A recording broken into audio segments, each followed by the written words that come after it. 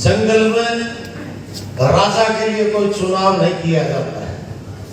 कद काठी रंग रूप ताकत हौसला देख करके शेर को राजा माना गया।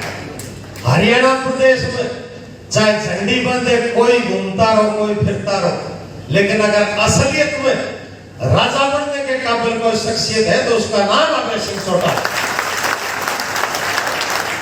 आदमपुर की सीट को लेकर के वाद विवाद आज भी जारी है, क्योंकि अगर बात की जाए INLD की तो कहीं ना कहीं जो है वो भी अपने आप को इस आदमपुर की हॉट सीट के ऊपर कंपटीशन मार रहे हैं। आज आपको बता देते हैं मनवार बैंकेट हॉल के अंदर एक कार्यक्रम का आयोजन किया गया, जिसके अंदर अभय सिंह चौटाला, सुनैना चौटाला और अपने कार्यकर्ताओं के साथ यहाँ पर पहुंचे थे। और उसके अंदर एक दोबारा से कटाक्ष करते हुए अभय सिंह चौटाला ने कुलदीप बिश्नोई को कहा कि वो जो है सिर्फ अपने बेटे का राजनीतिक बैकग्राउंड बनाने के लिए इस्तीफा दे चुके हैं और लोगों को बरकलाने का काम कर रहे हैं। इतने सालों से सिर्फ एक ही बात के ऊपर वोट मांगते हुए आए कि मैं मुख्यमंत्री पद का उम्मीदवार हूं और मुख्यमंत्री पद का उम्मीदवार होने के नाते अगर मैं मुख्यमंत्री बन जाता हूं तो आदमपुर हल्के के लिए काम करूंगा। अभय सिंह चौटाला का ये कहना है कि जब उन्होंने जो है इस्तीफा दिया था तो उन्होंने किसानों के लिए दिया था, लेकिन सभी को जो है उन्होंने स्वार्थी का दर्जा दे दिया है हर एक पार्टी को, चाहे वो JJP हो, चाहे वो BJP हो,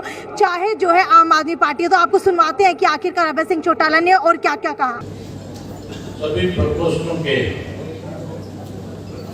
प्रदेश के संयोजक सब साथियों ने आपके बीच में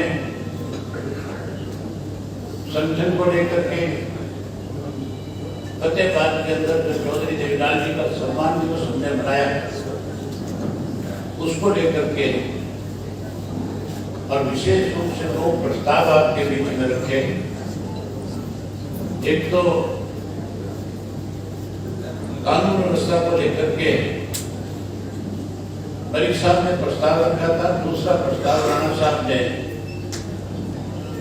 भारी बारिश की वजह से मानसून के पहली बारिश से लेकर के मानसून की जाती बारिश तक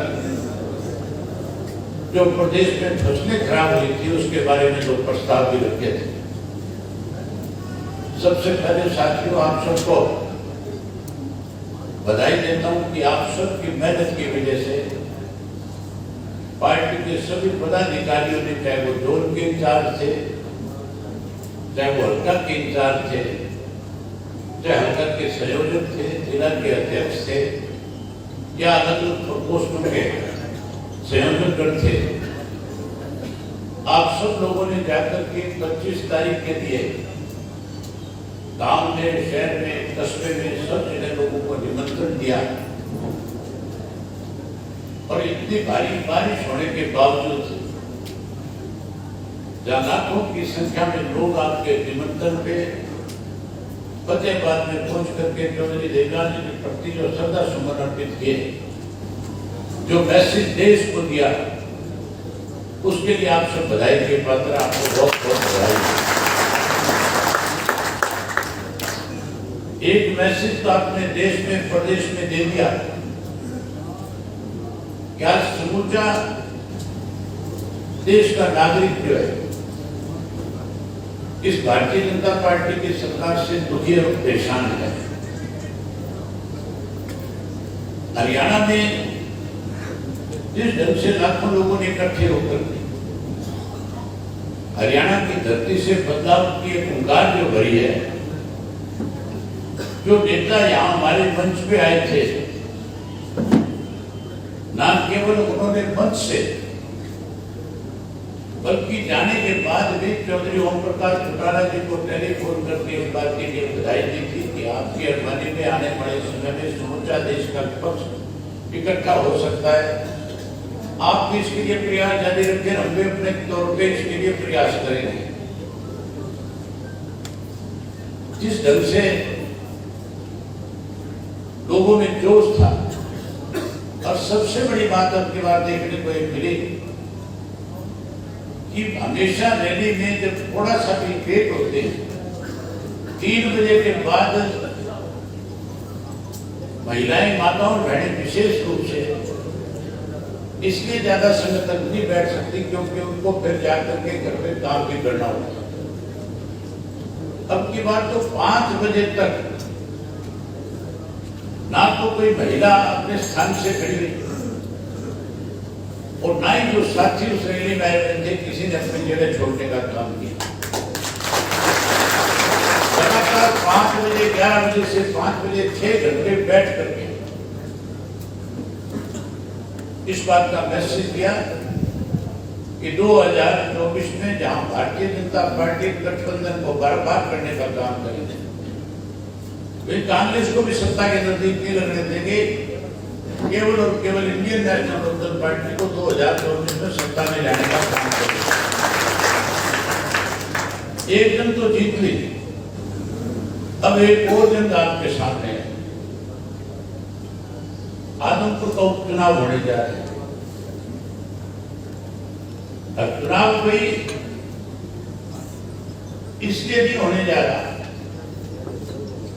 कि कोई इस किस्म के हालात पैदा हो गए थे कि कुलदीप बिश्नोई को इस्तीफा देना पड़ा।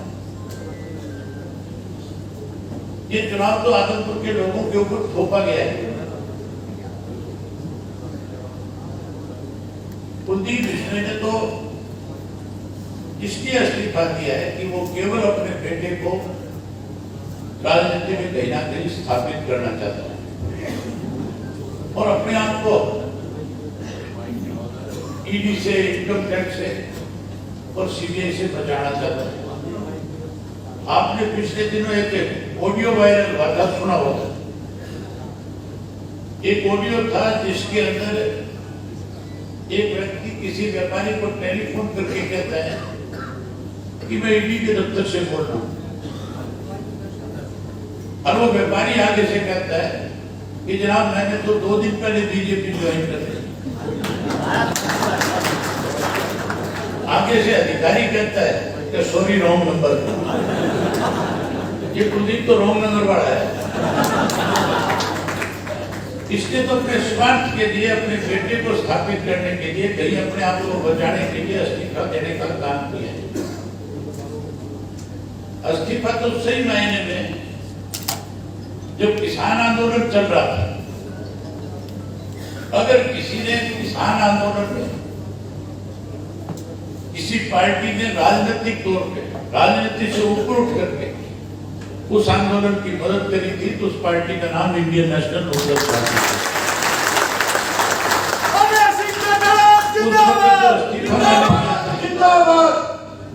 उस वक्त जो मैंने इस्तीफा दिया था, उस इस्तीफे से मान के चलो 26 जनवरी को भारतीय जनता पार्टी की सरकार ने एक बड़ा षड्यंत्र किसान आंदोलन के खिलाफ रचने का काम किया। कहीं ना कहीं खालिस्तान के नाम पे उस आंदोलन को तोड़ने का प्रयास हुआ था और मैंने 27 जनवरी को जाकर के किसान के उस आंदोलन के हक में इस्तीफा जब दिया तो उस आंदोलन को फिर से मजबूती मिली थी। हमने तो सैक्रिफाइस किया था, हमने तो किसानों की लड़ाई लड़ने के लिए इस्तीफा दिया था। कुलदीप ने तो केवल इसलिए इस्तीफा दिया है कि उसका बेटा राजनीति में कहीं कोई छोटी मोटी जगह बना देते और उसका पीछा छूट जाए। इसके साथियों, इस चुनाव के अंदर जो वोटर है, मतदाता जो है, वो बहुत सोच समझ करके अपना वोट डालने का काम करेगा। वोट उसको मिला करते हैं जो लोगों की लड़ाई लड़ने का काम करे। स्वार्थ की राजनीति करने वाले को लोग नकारने का काम करते हैं। लोग इनको नकारेंगे। पार्लियामेंट के चुनाव का नतीजा आपने देखा होगा कि जो अपने आप को ये कहते हैं कि हमारा घर है, हमारा गढ़ है, इसको कोई तोड़ नहीं सकता। उसी गढ़ के अंदर, उसी घर के अंदर चौधरी भजनलाल का अपना जो बूथ है, वहां से भी हस्ता हरी थी। भाई इलेक्शन में अगर लोकसभा के चुनाव में लोग हरा सकते हैं तो भाई इलेक्शन में क्यों नहीं हराएंगे? लोगों का मन है इनसे पीछा छुड़ाने का। इसके लिए आपके पार्टी के साथियों की जिम्मेवारी बनती है कि वो इस चुनाव में भी एक बड़ी भूमिका निभाने का काम करें। जहां तक कांग्रेस का सवाल है, कांग्रेस की लगातार अखबारों के अंदर सुर्खियों में बने रहने की आदत है। कांग्रेस वाले रोज नए नए बयान दे करके आदमपुर में तो कांग्रेस जीतेगी, कांग्रेस का मुकाबला है, सोशल मीडिया पे, अखबार में इस तरह की चर्चा बना करके लोगों में कहीं भ्रम पैदा करते हैं। हालत तो कांग्रेस पार्टी की आज इस तरह की है कि कांग्रेस के पास तो आदमपुर के अंदर कोई स्थानीय उम्मीदवार भी नहीं है जिसको वो अपनी पार्टी का टिकट दे करके चुनाव लड़ा सके। कांग्रेस के तो दो नाम चल रहे हैं, कभी कोई आकर के कह देता है संपत सिंह लड़ेगा, कभी कोई कह देता है ये जयप्रकाश लड़ेगा। दोनों बार के हैं, दोनों आदमपुर के नहीं है। जिस पार्टी के पास इस हल्के का उम्मीदवार नहीं है, लोग उसको पार्टी को कैसे पसंद करेंगे? इसलिए हमने एक फैसला किया है कि अगले 3 दिन के अंदर पार्टी की जो सीनियर साथी हैं एक जिम्मेवारी हमने लगाई है।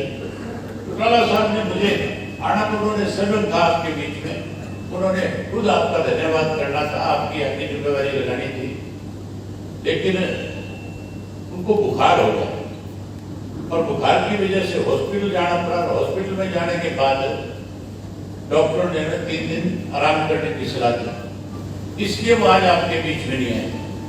मैं कल उनसे मिलकर के आया था, उन्होंने मुझे विशेष रूप से कहा था कि हमने तो हमेशा अपनी पार्टी की तरफ से कार्यकर्ताओं से पूछ करके उम्मीदवार बनाने का काम किया है। अब की बार भी आदमपुर विधानसभा क्षेत्र के गांव के जो कार्यकर्ता हमारे हैं उन सब की राय जान करके और 10 तारीख तक चौटाला साहब को रिपोर्ट करेंगे, फिर उसके बाद में फैसला लेंगे कि किसको चुनाव लड़ाया जाए, तय कर देंगे। उसके लिए हमने 5 लोगों की जिम्मेवारी लगाई है। पार्टी के राष्ट्रीय उपाध्यक्ष प्रकाश भारती जी की, राणा साहब की, भूपेंद्र सिंह दरियापुर की, पूर्व विधायक ओम प्रकाश गोरा जी की, और उसके साथ साथ राजेश गोदारा जी। हल्का जिला का अध्यक्ष जो है वो इनके साथ रहे। ये 5 लोग जो है इनकी जिम्मेवारी है 5 लोग हर गांव में जाए और गांव में जाकर के ही पार्टी के कार्यकर्ताओं के साथ बैठ करके बातचीत करके उनसे पूछ करके कि कोई 2-3 नाम, एक नाम नहीं, आप 3 से 4 नाम लेकर के आओ, चौधरी ओम प्रकाश चौटाला जी को 4 नाम सुझाओ, उनमें से फिर चौटाला साहब फैसला करेंगे कि किसको टिकट दी जाए। हम पार्टी के कार्यकर्ताओं के आदेश के अनुसार ही अपना उम्मीदवार खड़ा करने का काम करेंगे। आप लोगों से प्रार्थना है, पार्टी चुनाव तो 14 तारीख से शुरू हो रहा है, 14 को नॉमिनेशन है। हम अपने पार्टी के प्रत्याशी का नॉमिनेशन भी 14 तारीख को कराएंगे। 14 को नॉमिनेशन पे भी आप सब ने आना है और अब इसके बीच जो कोई काम धंधे आपके हैं 14 से पहले वो सारे काम निपटा लें। 14 तारीख के बाद जिस तरह से आपने इलाहाबाद के अंदर 15 दिन लगातार लोगों के बीच में रहकर मतदाताओं का मन जीतने का काम किया था, उससे भी ज्यादा मेहनत इस उपचुनाव में आपको करनी है। इस उपचुनाव में जहां जिस साथी की ड्यूटी लगे वो फिर उस गांव में जिसमें ड्यूटी लगे उस गांव को छोड़ करके किसी दूसरे गांव में ना जाए, वहीं पे बैठ करके अपनी उस ड्यूटी को निभाने का काम करें। जो साथी पूरा समय लगा सकते हैं वो अगले 2-3 दिन में पार्टी के दफ्तर को लिख करके भेजे कि मेरी पुराने गांव में ड्यूटी लगा दी जाए, मेरी पूरी टीम उस गांव में रह करके पार्टी के लिए 15 दिन लगातार काम करेगी। जिन लोगों ने, क्योंकि आदमपुर में कई उपचुनाव हुए और हमारे पार्टी के बहुत सारे साथियों ने उपचुनाव में अलग अलग गांवों के अंदर अपनी अपनी जिम्मेवारियां निभाई है। अब की बार कहां कौन कौन साथी चुनाव में अपनी जिम्मेवारी निभाना चाहते हैं वो अपनी तरफ से भी लिख करके दे दे, या कोई भी पार्टी का जो पदाधिकारी है वो ये लिख करके भेज दे कि पार्टी जहां जिस गांव में मेरी ड्यूटी लगाएगी मैं उस गांव के अंदर ईमानदारी के साथ काम करूंगा और पार्टी के उम्मीदवार को जिस गांव में ड्यूटी लगाओगे उस गांव में जितवाने में भूमिका निभाने का काम होगा। मुझे उम्मीद है कि जब हम सब मिलकर के इस लड़ाई को लड़ने का काम करेंगे तो जिस तरह से रैली में आप सफल हुए हो, इसी तरह इस चुनाव में भी सफल हो जाओ। कांग्रेस वाले तो कागजों में है, कांग्रेस की हवा तो उस दिन निकल जाएगी जिस दिन कांग्रेस अपना उम्मीदवार खड़ा करेगी। यहाँ कांग्रेस का वोट नहीं है, ये तो पुराना गढ़ तो चौधरी देवीलाल कर रहा है, हमारा और भजनलाल का मुकाबला रहा है जब कभी भी रहा है। कितने भी चुनाव उठा करके आप देख लो, हर चुनाव के अंदर यहाँ लोगों का विश्वास या तो चौधरी देवीलाल के प्रति रहे या भजनलाल के प्रति रहे। अब भजनलाल के प्रति विश्वास इसलिए खत्म होता जा रहा है कि ये लोग केवल और केवल स्वार्थ की राजनीति करने वाले हैं। ये लोगों की लड़ाई भूल गए। ये तो आज भी लोगों के बीच में जाकर के की बात कह देते हैं, मैं अठारों दे रहा हूँ, भजनलाल जी थारे नौकरी लगाए हो, थारे फलानों के लिए धिकड़ों के लिए पूछना होता है कि अनबी तो 20 साल में की करना चाहिए। इसने कुछ नहीं किया 20 साल, इसने तो केवल लोगों के साथ धोखा करने का काम किया। और अब की बात तो लोग इस बात के लिए तैयार बैठे हैं, ये तो केवल अपने घर में ही इस पूरी ताकत को, इस विधानसभा क्षेत्र की ताकत को अपने घर में रखना चाहते हैं। तो इसलिए मेरा आपसे अनुरोध है कि आप 14 तारीख के बाद अपनी अपनी जिम्मेदारी जहां जहां पार्टी की तरफ से लगे उसे मजबूती के साथ निभाना पड़े। हम अपनी महिला साथियों की ड्यूटी भी जो है अलग अलग गांव में जोन बांट करके आते हैं। हम इसको 51 गांव है टोटल, क्यों राजेश जी 51 है, 57 गांव है टोटल। 57 गांव है तो 8 गांव का अगर एक जोन बनाएंगे तो हमारे 7 जोन बनेंगे। वकालत जरा की है कि